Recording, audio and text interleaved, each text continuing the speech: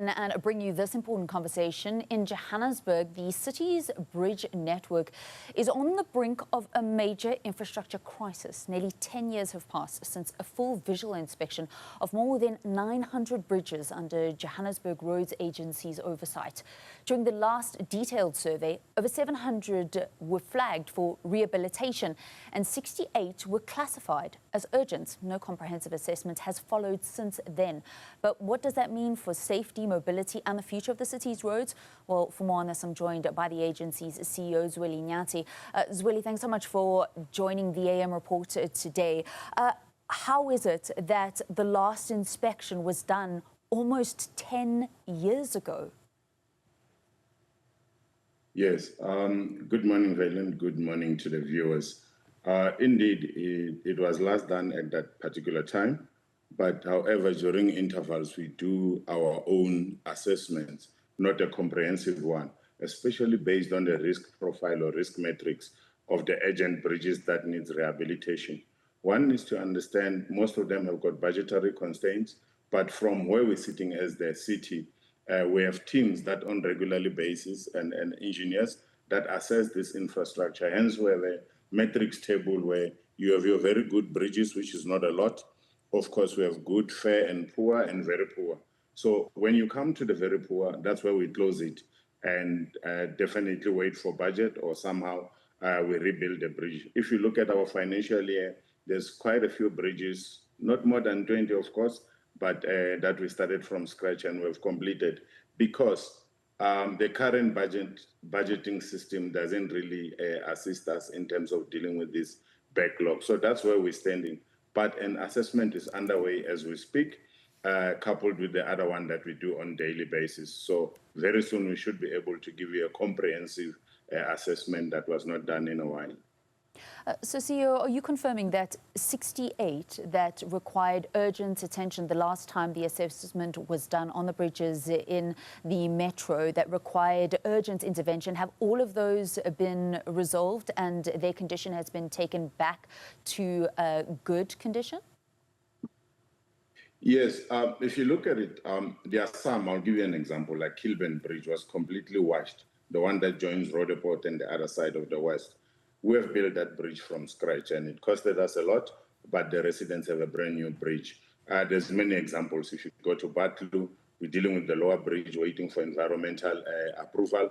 There's quite a few bridges that we don't make noise about, but we managed to deal with them. Hence, I'm saying it's not more than 20, but that 68 was back then at the time of the assessment. As we speak, we don't have 68 that needs urgent. But in terms of the metrics that we have, we know that a lot of our bridges needs rehabilitation. A lot of them need some strengthening in terms of structure, but we are very much alert in terms of what can be used and what cannot be used. If it comes to a point where it can put citizens in danger, we close off the bridge completely and divert the traffic elsewhere. So if it's not 68 that need urgent attention, how many is it? They are less than 10. Okay. They are less than 10 because this was, remember this assessment was done roughly just below 5 years ago. And annually when we get the budget, we rehabilitate. You might have seen that there's some bridge work that's continuously happening. So let's say on an average of 10 to 15 bridges that we bring back to speed in terms of rehabilitation.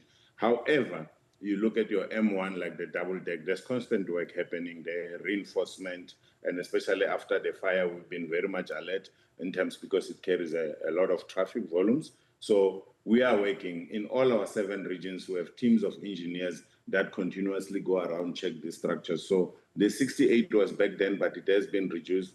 And I can assure you that we have less than 10 bridges. If we look at our network, we don't have more than 10 roads that have been closed completely. So we have really made some serious progress.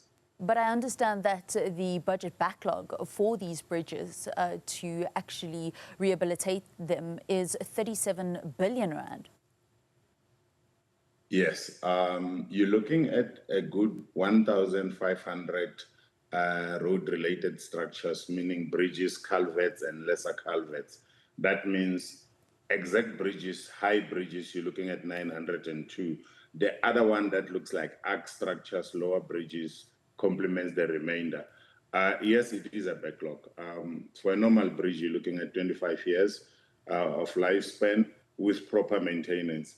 So with the budgeting system, we haven't really been getting a lot of money in terms of maintenance. So if you build something, you continuously roll infrastructure and you don't maintain, you are going to suffer those kind of consequences. But also we need to understand, Johannesburg is very old. Some bridges are as good as 50 years old, and budgeting wise, it hasn't been an easy road. So we escalated this to the presidency. You know that there's an intervention in the city of Johannesburg via the Presidential Working Committee. We packaged it and we send it to them and engage. So we're just waiting for feedback in terms of how far can we go, or what can they avail, or in terms of partnerships that they can unlock so that we deal with the infrastructure issues. Speaking about partnerships, when it comes to the maintenance of the bridges, there are other factors that influence exactly what happens in terms of trying to help maintain those bridges. There was a ward councillor in Ward 104 in Johannesburg speaking about fires that are started underneath the bridge, which is compromising the actual structure.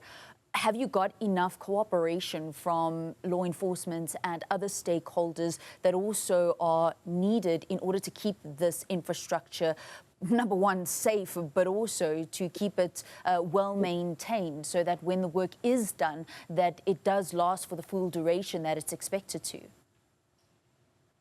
Yes. In the city, as you know, we have our own law enforcement.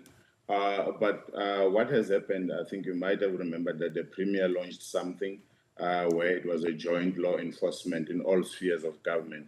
So that assists us a lot because constantly we have cars that are roving around the bridges. Yes, we are experiencing a lot of vandalism in terms of our road infrastructure, and not only bridges, but traffic signals. You install today, in 5 days it's gone. The controls are gone, the poles are chopped down. So vandalism is on a high. What we need to do really is just to make sure as citizens, if we see anything that doesn't make sense, we report it to the authorities or JRA itself. Yes, there are those that during rainy seasons like this, they will start some fires underneath the bridge, but JMPD is on high alert. We've given them the hotspots. As you know, that the biggest bridge that we have is the one, the double deck. There was fire, I think, consistently because of those kind of things, and it affected the city power cables, and we ended up having unnecessary fires, which compromises the structure. It's not only that one. I know on Empire as well, there's some vagrants that are on the side. From time to time, they try to make fire underneath the bridge. One, they are scraping for metals on the bridge, which might compromise the structure. Two, they make fires which they heat, if they have to make the fire the whole night, exposing the structures of the bridge. It might compromise it. So that is a challenge. That is a reality that we have to deal with. Outside our own infrastructure challenges, now we have the human element, which is reversing the gains that we're doing. I mean, it's a very difficult situation, and one just thinks, how are you going to manage when you already have not just a couple of million shortfall to get infrastructure back to where it needs to be, but billions that you're looking at that are required just to get this infrastructure up and running. There's another aspect to this which I just want to touch on, and that's over 85% of land freight is now moving by road. So we have heavy truck volumes that are actually on the roads.